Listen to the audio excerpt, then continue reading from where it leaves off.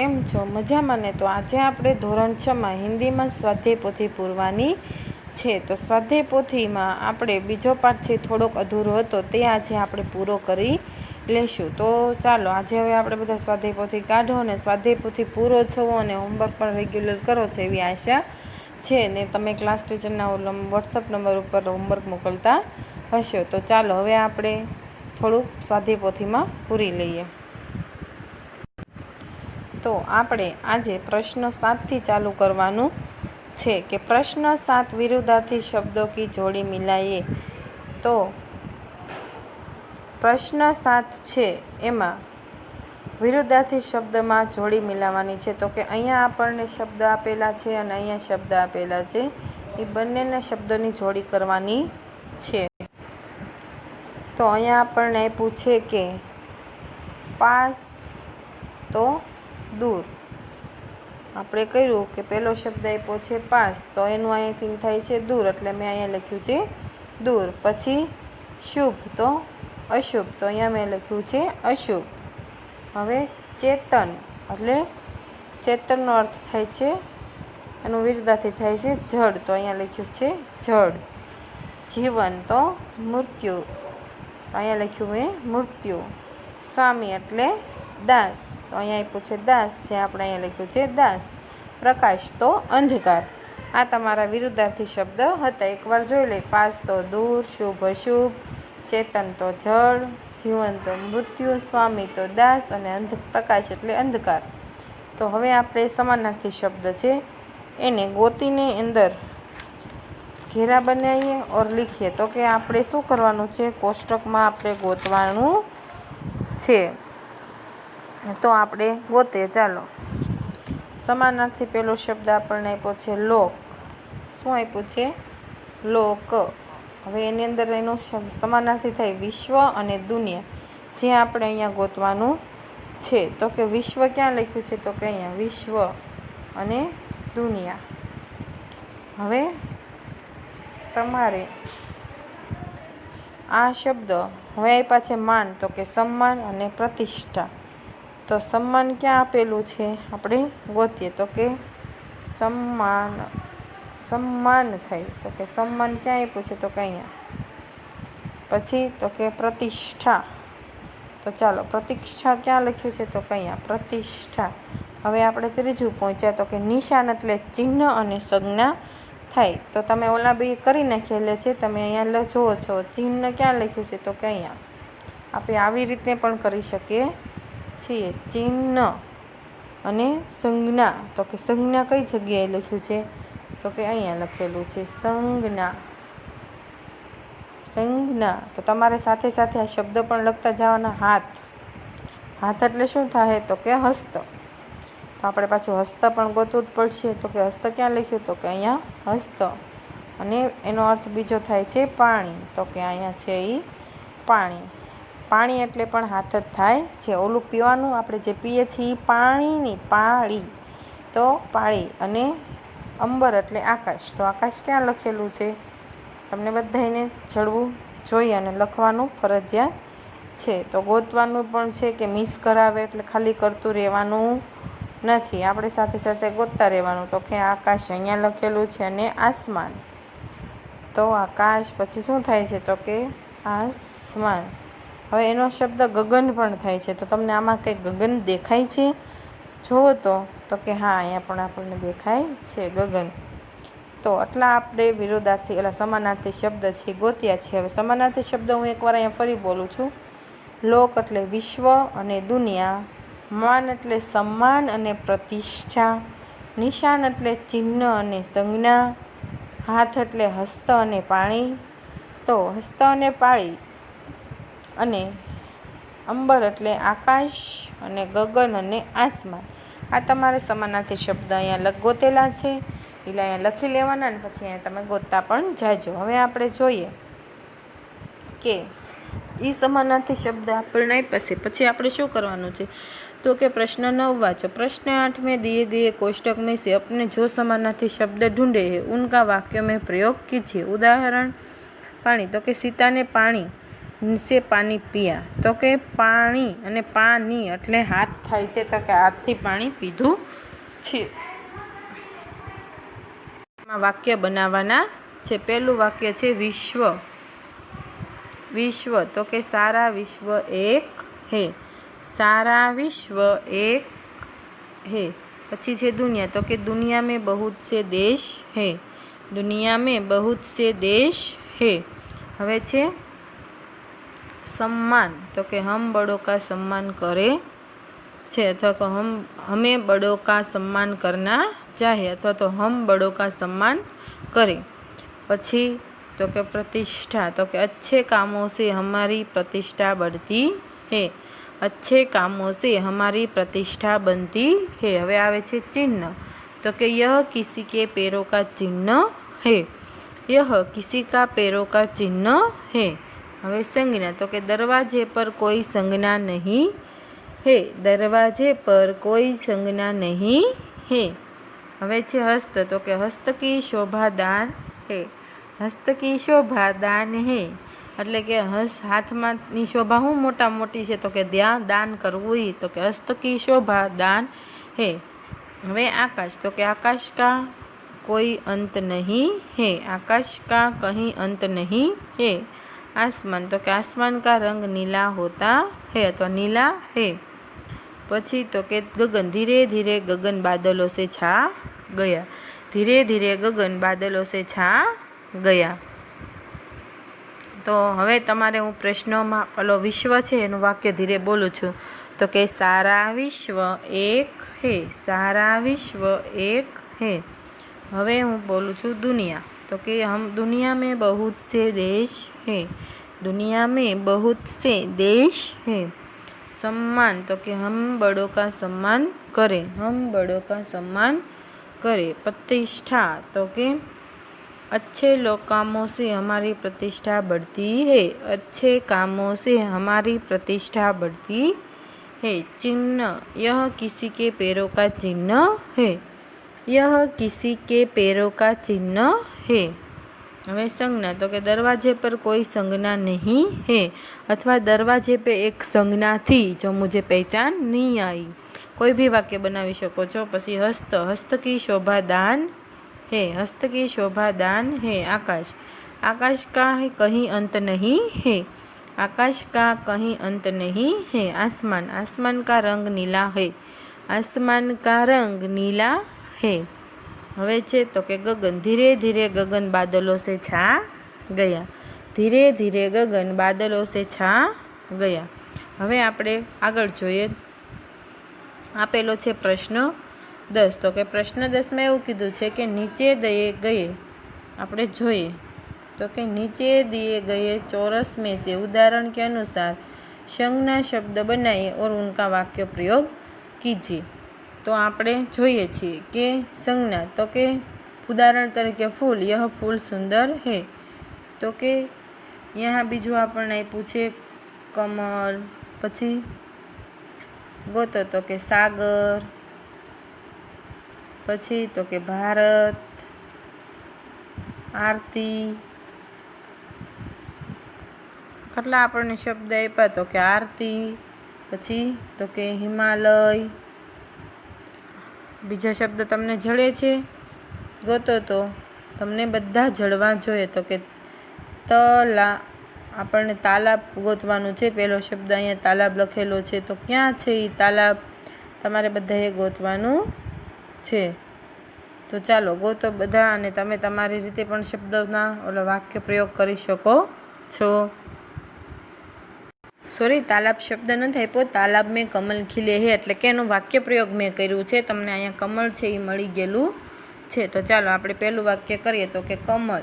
આપણે પહેલું વાક્ય કયું ગોત્યું? તો કે કમલ। તો કે તાલાબ મેં કમલ ખીલે હે, એનું મેં વાક્ય પ્રયોગ કર્યું કે તાલાબ મેં કમલ ખીલે હે। હવે આવ્યું છે સાગર। તો આપણે પહેલાં અહીંયા સાગરને આમ કર્યું, તો કે हाँ राउंड मार्યું। सागर की शोभा दर्शनीय है, अथवा सागर बहुत बड़ा समुद्र है। तमे गमे शब्द बनावी शको छो। सागर एक लड़का, होशियार लड़का है, क्योंकि सागर एक व्यक्ति का भी नाम हो सकता है। हवे आवे छे भारत। तो कि भारत विशाल देश है। પછી તો કે ભારત હમારા દેશ હે, ઘણા બધા શબ્દ તમે બનાવી શકો છો। હવે આવે છે હિમાલય, તો અહીંયા આપણે ગોઈતું હતું હિમાલય, તો કે हिमालय सबसे बड़ा ऊंचा पर्वत है, हिमालय की शोभा अद्भुत है, हिमालय एक बर्फ का गोला है। કોઈ બી શબ્દ તમે બનાવી શકો છો। હવે આવે છે તો કે મંદિર, આપણે અહીંયા મંદિર ગોતેલું, મંદિર શું આરતી, આરતી આપણે અહીંયા ગોતેલું હતું। ક્યાં ગોત્યું હતું? તો કે અહીંયા આરતી, તો કે મંદિર મેં આરતી કી સમય બહુત ભીડ હોતી હે, અને એ પણ આરતી થાય તો કે આરતી કે સમય બહુત ભીડ હોતી હે। તો ઉદાહરણની અનુસાર આપણે સંજ્ઞા શબ્દ બનાવ્યા અને એને વાક્ય પ્રયોગ પણ કર્યું। હવે આપણે આગળ પ્રશ્ન 11 જોઈએ, તો કે આપણને પ્રશ્ન 11 में એવું કીધું કે પ્રકૃતિ કે બારે મેં 5 વાક્ય લીખીએ। શું કીધું? પ્રકૃતિ કે બારે મેં 5 વાક્ય લખવાના છે। તો તમે અહીંયા પ્રકૃતિ વિશે વાક્ય લખી શકો છો કે सवार प्रकृति कैसी होती है, प्रकृति में क्या क्या होता है, वातावरण कैसा होता है, જેમાં આપણે જોયું હતું આ એક જગત એક લોક, એમાં પણ એક આસમાનની વાત કરી છે। તો તમે આમાં પણ પ્રકૃતિની વિશે 5-6 વાક્ય લખી શકો છો, એ તમારે હોમવર્કમાં છે। તો હવે આપણે આગળ ફરીવાર એકવાર જોઈ લઈએ કે આપણે ક્યાં ક્યાં સુધી શું કર્યું। તો કે આપણે પ્રશ્ન 2માં એક જગત એક લોક, પાઠ 2માં એક જગત એક લોક ભણ્યા હતા, જેમાં આપણે ખાલી વિકલ્પ ભણ્યા હતા। એમાં આપણે 3 વિકલ્પમાંથી સાચા વિકલ્પનો જવાબ, પછી પ્રશ્ન 2 कोष्टक में से उचित शब्द रिक्त स्थानों की पूर्ति कीजिए, પછી સહી વાક્યાંશ ચૂન કર્યા, પછી એક વાક્યના ઉત્તર, પછી પ્રશ્નોના ઉત્તરો આપ્યા, અને પછી આપણે પ્રશ્ન 4 અને પ્રશ્ન 6 શબ્દ ચારણી, જેમાં આપણે બધા શબ્દને ગોત્યા એટલે કે એના ઢૂંઢ્યા અને આપણે વાક્ય પ્રયોગ કર્યા। એવી જ રીતે આપણે સમાનાર્થી પણ એની જોડી બનાવી અને વિરુદ્ધાર્થીની જોડી બનાવી અને સમાનાર્થી શબ્દને ઢૂંઢ કર એટલે કે ગોતીને આપણે એમાંથી વાક્ય પ્રયોગ પણ કર્યા, અને પછી આપણે સંજ્ઞા પણ ગોતી એને પણ વાક્ય પ્રયોગ કર્યા। હવે તમારે હોમવર્કમાં પણ આ પ્રશ્ન 11 પ્રકૃતિ કે બારે મેં 5 વાક્ય લીખી, તમારે હોમવર્કમાં લખીને લાવવાનો રહેશે કે પ્રકૃતિ વિશે તમે શું જાણો છો ને શું લખો છો, એ તમારે તમારા મન પ્રમાણે લખવાનું છે। આપણે આજુબાજુની પ્રકૃતિ શું છે, કઈ રીતે છે, તમારે બધાએ લખવાનું છે। અને હોમવર્કમાં તમારે પ્રશ્ન આ 10 છે એ અને આગળનો પ્રશ્ન છે એ 8 અને 9 રફ નોટમાં એકવાર લખી અને તમારા ક્લાસ ટીચરને વોટ્સઅપ નંબર ઉપર સેન્ડ કરવાનું રહેશે। તો હવે આપણે અત્યારે સ્વાધ્યાય પોથીમાં 2 પાઠ પૂરા થાય છે અને ત્રીજો પાઠ આપણે ચાલુ કરવાનો છે। ત્યારે આપણે એકવાર થોડુંક વ્યાકરણ તરફ ધ્યાન લઈએ। તો આપણે વ્યાકરણમાં એક મુદ્દો લેવાનો છે જે અમારે પાઠ્યપુસ્તકના પેજ નંબર ઉપર આપેલો છે। હમણાં પાઠ્યપુસ્તક ખોલો તો તમને પેજ નંબર કહું, એ પેજ નંબર ઉપર આપણે એક વ્યાકરણ છે થોડુંક શીખી લઈએ અને પછી આવતા લેક્ચરમાં આપણે ત્રીજો પાઠ છે એ પાઠ્યપુસ્તકમાં ભણીશું। તો તમારા પાઠ્યપુસ્તકના પેજ નંબર ઉપર 11 નંબર ઉપરના પેજ ઉપર આપ્યું છે આપણને ભાષા સજ્જતા। તો એમાં આપણે આ છે તમારે આ વાક્યોને વાંચવાના છે, અહીંયા વાક્યો આપેલા છે એ અને ખાલી વાંચવાના છે। અને હવે આવે છે આપણે ઇતના જાણીએ, એમાં વિરામ ચિહ્ન। તો આપણે બધા આપણા વિરામ ચિહ્નો હોય છે, જેમ કે આપણે વાક્ય લખીએ છીએ અને વાક્યના અંતે જે તમને અહીંયા દેખાય છે ચિહ્ન, અને અહીંયા અમુક જગ્યાએ વચ્ચે પણ ચિહ્ન દેખાય છે। તો આ બધાને શું કહેવાય અને ક્યારે વિરામ ચિહ્નનો ઉપયોગ થાય છે તે આજે આપણે થોડુંક શીખી લઈએ। તો કે विराम चिन्ह एम पहलू आवे छे पूर्ण विराम। तो कि पूर्ण विराम क्यारे कोने कहेवाय? तो कि इसका प्रयोग वाक्य के पूर्ण होने पर होता है। तो कि ज्यारे आपणे वाक्य पूरुं थाय छे त्यारे अंतमां आपणे गुजरातीमां वाक्य पूरुं थाय त्यारे आवी रीतने टपकું करता होईए छीए, आ पूर्ण विराम थाय छे। पण हिंदीमां आपणे पूर्ण विराम कोने कहेवाय? तो कि आ ऊभा લીટાને। दाखला तरीके આપણું वाक्य छे कि इन वाक्यों को पढ़िए पछी आपणे जे लख तो कि वाक्य ने पूરું तो करવું જ પડે। तो कि આપણને એમ કીધું કે इसका प्रयोग वाक्य पूर्ण होने पर होता है। तो તમે હિન્દીમાં જોયા હશે એવા ઉદાહરણો કે જ્યારે આપણે વાક્ય પૂરા થાય કે આપણે ગમે એ લેખન પૂરું થાય ત્યારે આ ઊભો લીટો જોવા મળે છે। તો એને આપણે શું કહેવાય? તો કે એને આપણે પૂર્ણ વિરામ કહેવાય છે। જો તો એના ઉદાહરણો આપણને થોડાક અહીંયા આપેલા છે તો આપણે જોઈએ। તો કે મોહનને પત્ર લીખા। તો પત્ર લીખા પછી આવી રીતને લીખા શબ્દ છે એની પછી તમને આ લીટો ઊભો દેખાય છે તો એને શું કહેવાય? તો કે એને પૂર્ણ વિરામ કહેવાય છે, જે અહીં આપણને જોવા મળે છે. પછી તો કે સીતા સ્કૂલ નહીં ગઈ, તો કે નહીં ગઈ, ગઈ પછી પણ આપણને લીટો દેખાય છે, તો એ શું છે? તો કે એ પૂર્ણ વિરામ છે, જેને આપણે હિન્દીમાં ઊભો લીટો હોય છે અને ગુજરાતીમાં આપણે નાનું એવું ટપ્પું કરતા હોઈએ છીએ. તો હવે આપણે આગળ જોઈએ તો તમને બધાને વિરામ ચિહ્નમાં પહેલું આપણે ભણ્યા પૂર્ણ વિરામ, તે ખબર પડી ગઈ કે પૂર્ણ વિરામ ક્યારે આવે, તો કે વાક્યના અંતમાં લાગે છે એને પૂર્ણ વિરામ કહેવાય છે. તો હવે આપણે જોઈએ તો કે બીજું તો કે અલ્પ વિરામ. अल्प विराम क्यारे लागे? तो कि अल्प विराम का प्रयोग वाक्य में थोड़ा रुकने का संकेत देने के लिए होता है, जैसे कि राम, सीता और मोहन. પછી રોકો મત, જાને દો. તો કે જ્યારે આપણે ગુજરાતીમાં અમુક વાક્ય લખતા હોય, જ્યારે આપણે એક બે ચીજોના નામ લખવા હોય, કે દાખલા તરીકે આપણે શબ્દમાં લખવું હોય 1, 2, 3, 4, તો આપણે વાક્ય લખીએ છીએ ત્યારે થોડો થોડો વિરામ એટલે કે થોડા થોડા અટકીએ છીએ, ત્યારે આપણે એને શું લગાડતા હોઈએ છીએ? તો કે અલ્પ વિરામ. અલ્પ વિરામને આપણે આવી રીતને સાંતળા તરીકે દર્શાવતા હોઈએ છીએ. આને શું કહેવાય? તો કે અલ્પ વિરામ કહેવાય છે. એનું ચિહ્ન આવી રીતને થાય છે, જ્યારે કે આપણે શબ્દ લખતા હોય એની બે શબ્દોની વચ્ચે મૂકવામાં આવે છે, જે આપણે તમે અહીંયા જોયું. દાખલા તરીકે રામ અને વચ્ચે અલ્પ વિરામ લખીને આપણે લખતા હોઈએ છીએ સીતા, ઓર પછી આપણે બીજું નામ લખવાનું હોય, છેલ્લું નામ એ લખતા હોઈએ છીએ કે રામ, સીતા ઓર મોહન ઘર ગયે. એવી રીતે તમને અહીં બીજું વાક્ય છે કે રોકો મત, જાને દો. તો રોકો મત પછી આપણને પૂર્ણ વિરામ દેખાય છે. પછી કે જાને દો, જ્યારે આપણે વાક્યમાં થોડુંક વિરામ એટલે કે થોડુંક અટકવું હોય ત્યારે આ વાક્યનો સંકેતનો ઉપયોગ થાય છે, અલ્પ વિરામ. અને જ્યારે એક બે વસ્તુને એકારે આપણે નામ બોલવા હોય ત્યારે પણ અટકીને બોલીએ છીએ, કે કબાટ, ખુરશી, પછી ટેબલ અને ઘણી બધી ચીજો હતી, એવી રીતને બોલીએ છીએ. ત્યારે ખુરશીની વચ્ચે આપણે અલ્પ વિરામ ગુજરાતીમાં મૂકતા હોય એની જેમ આપણે નામની વચ્ચે પણ મૂકી શકીએ છીએ, અને આવી રીતને વાક્યમાં થોડોક વિરામ લેવા માટે પણ આ શબ્દનો એટલે કે આ ચિહ્નનો ઉપયોગ કરી શકીએ છીએ. હવે આવે છે પ્રશ્નવાદ ચિહ્ન, કે किसी व्यक्ति से कोई जानकारी प्राप्त करने के लिए हेतु है उपयोग में लिए जाने वाक्य के अंत में प्रश्नार्थ चिन्ह लगाया गया है. તો આપણે જોઈએ છીએ કે આપણે કોઈકને પ્રશ્ન પૂછતા હોય કે આ શું છે, તો એવો આપણે પ્રશ્ન પૂછીએ ત્યારે પ્રશ્નની અંતમાં આવું ચિહ્ન લાગેલું હોય છે, જેને કેવું કહેવાય છે? તો કે પ્રશ્નાર્થ ચિહ્ન કહેવાય છે. જેના ઉદાહરણ અહીંયા આપ્યા છે. ક્યાં તુમ વિદ્યાલય ગયે થે? તો અહીંયા થે પછી શું આપ્યું છે? તો કે પ્રશ્ન ચિહ્ન આપેલું છે. પછી કે તુમ ક્યાં કરતે હો? પછી કયું ચિહ્ન આપ્યું? તો કે પ્રશ્નાર્થ. તો આ કયો વાક્ય થયો? તો કે પ્રશ્નાર્થ વાક્ય. તો કે પ્રશ્નાર્થ જ્યારે પૂછવામાં આવે, પ્રશ્ન જ્યારે પૂછવામાં આવે છે ત્યારે પ્રશ્નાર્થ વાક્યના અંતમાં પ્રશ્નાર્થ ચિહ્ન લાગે છે. હવે આવે છે વિસ્મયદી બોધક ચિહ્ન.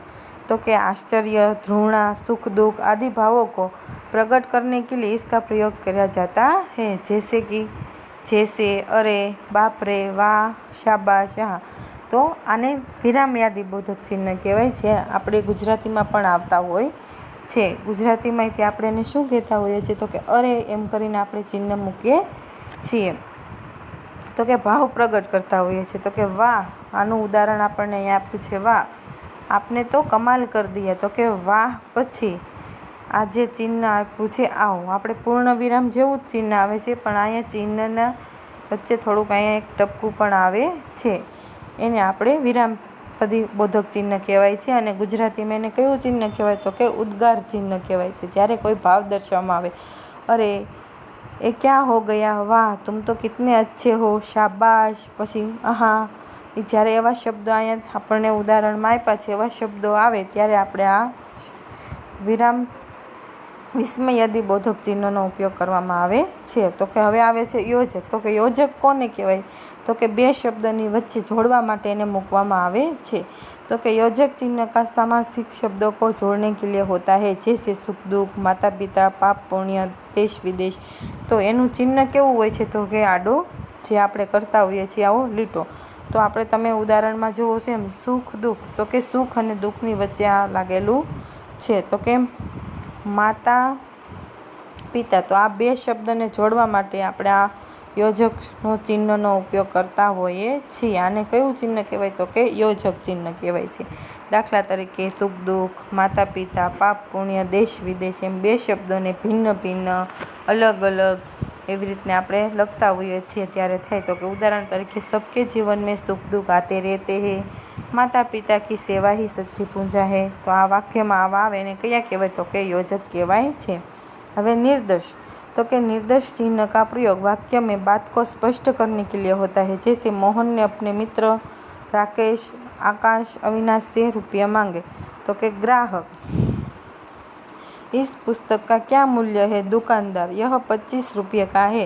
तो આપણે નિર્દોષ ચિહ્ન, તો કે આને બે આવું જ ચિહ્ન થાય છે જેમાં હતું એમ નિર્દેશ. જ્યારે આપણે કોઈ પાઠ કે એવું ભણતા હોય ત્યારે તમને ખબર છે કે નાટક સ્વરૂપે આવે તો આપણને કહેતા હોય ગ્રાહક, દુકાનદાર, પછી એક સ્ત્રી, એવી રીતને લખાઈને આવે ને એની આગળ આવો લીટો આવે છે. તો કે એનું અર્થ શું થાય છે? એનું સ્પષ્ટતા એવી થાય છે કે આ વ્યક્તિ આ બોલે છે. તો કે કોઈ વાક્યમાં એટલે કે કોઈ વાત હોય એને સ્પષ્ટ કરવા માટે આ ચિહ્નનો ઉપયોગ થતો હોય છે. દાખલા તરીકે આમાં લખ્યું એમ ગ્રાહક, પછી આવી રીતના આ ચિહ્નનો ઉપયોગ થાય તો એમાં આપણને ખબર પડે કે આ ગ્રાહક બોલે છે. તો એવી આપણે પાઠમાં આપણે અમુક પાઠ આવતા હોય એમાં આપણે જોઈએ છીએ. તો હવે આવે છે કોષ્ટક जैसे चिन्ह. तो कि किसी शब्द के अर्थ को स्पष्ट करने के लिए कोष्टक का प्रयोग किया जाता है. तो કે અધ્યપન એટલે કે પઢના હર ક્ષેત્ર મેં લાભ હે. તો કે આપણને સાદી ભાષામાં કરીએ એમ કે આપણને અઘરો શબ્દ આપ્યો હોય અને એનો અર્થ ઈ જ થતો હોય, સાદા શબ્દમાં આપેલો હોય ત્યારે એને કાઉન્સમાં દર્શાવેલા હોય છે. દાખલા તરીકે આપણે કુંજળી કેવી છે? તો કુંજળી સમજાતું ન હોય તો કુંજળીની બાજુમાં કાઉન્સ કરીને આપણે લખતા હોય કે સબ્જી બેચને વાલી. એની જેમ કે વિરુદ્ધાર્થી શબ્દ લખેલું છે, વિરુદ્ધાર્થી એટલે વિલોમ શબ્દ. તો એવી રીતે શબ્દનો અર્થ સ્પષ્ટ કરવા માટે આ કૌંસનો એટલે કે કોષ્ટકનો ઉપયોગ થાય છે. હવે આવે છે અવતરણ ચિહ્ન. તો કે इखरे अवतरण चिन्ह का प्रयोग किसी के उपनाम, रचना का, पुस्तक का शीर्षक आदि करते समय किया जाता है. तो આપણે જોઈએ તો કે સમજદાર નન્ની પાઠ કે લેખક હે શંકર સુલતાનપુરી. આ સમજદાર નન્ની છે એ તમારો ત્રીજો પાઠ છે. તો અહીંયા લખ્યું છે સમજદાર નન્ની એટલે કે ગમે એ પાઠ હોય કે ગમે એ પુસ્તકનો શીર્ષક હોય એને દર્શાવવા માટે આવી રીતને બે ચિહ્ન કરવામાં આવતા હોય છે. એને કયું ચિહ્ન કહેવાય? તો કે એને અવતરણ ચિહ્ન કહેવાય છે. એમાં એક અવતરણ ચિહ્નમાં એક ચિહ્ન આવી રીતને કરેલું હોય છે અને એક ચિહ્ન આવી રીતને કરેલું અને વચ્ચે વાક્ય લખેલું હોય છે એને કહેવાય અવતરણ ચિહ્ન. એક ઊંધો સાંતળો અને એક સીધો સાંતળો એવી રીતને ચિહ્ન દર્શાવવામાં આવે છે. હવે છેલ્લું છે દોહરા. તો કે કિસી વ્યક્તિ કે કથન को मूल स्पष्ट अद्भुत करने के लिए ઉદ્ધરણ ચિહ્ન કા ઉપયોગ કિયા જાતા હૈ. તો આપણે જોયું એમ અવતરણ ચિહ્ન છે પણ એને ડબલ અવતરણ ચિહ્ન. જ્યારે કોઈ વ્યક્તિને વિશિષ્ટ મૂલ્યો, જેમ કે મહાત્મા ગાંધીજીને કહા પ્રાર્થના ही આત્મા કા ખોરાક હે. તો આપણને કોણે કીધું? તો કે આ મહાન વ્યક્તિએ કીધું. તો એ વ્યક્તિની બોલી આપણે કે વ્યક્તિનું વાક્ય સ્પષ્ટ કરીએ છીએ તો ડબલ અવતરણ ચિહ્નમાં કરવાનું હોય છે અને વચ્ચે વાક્ય લખવાનું હોય છે. એને હિન્દીમાં શું કહેવાય છે? તો કે દોહરા કહેવાય છે. તો આપણે આ બધા પૂર્ણ વિરામ છે એલા જોયા છે, બધા વિરામના ચિહ્નો જોયા છે. તમારે એકવાર રફ નોટમાં લખી તમારા ક્લાસ ટીચરના વોટ્સઅપ નંબર ઉપર સેન્ડ કરી દેવાના છે અને સ્વાધ્યાય પોથી પુરાવી એના ફોટા પણ તમારે તમારા ક્લાસ ટીચરના વોટ્સઅપ નંબર સેન્ડ કરી દેવાના રહેશે. તો હવે મળીશું આપણે આવતા લેક્ચરમાં. આવજો.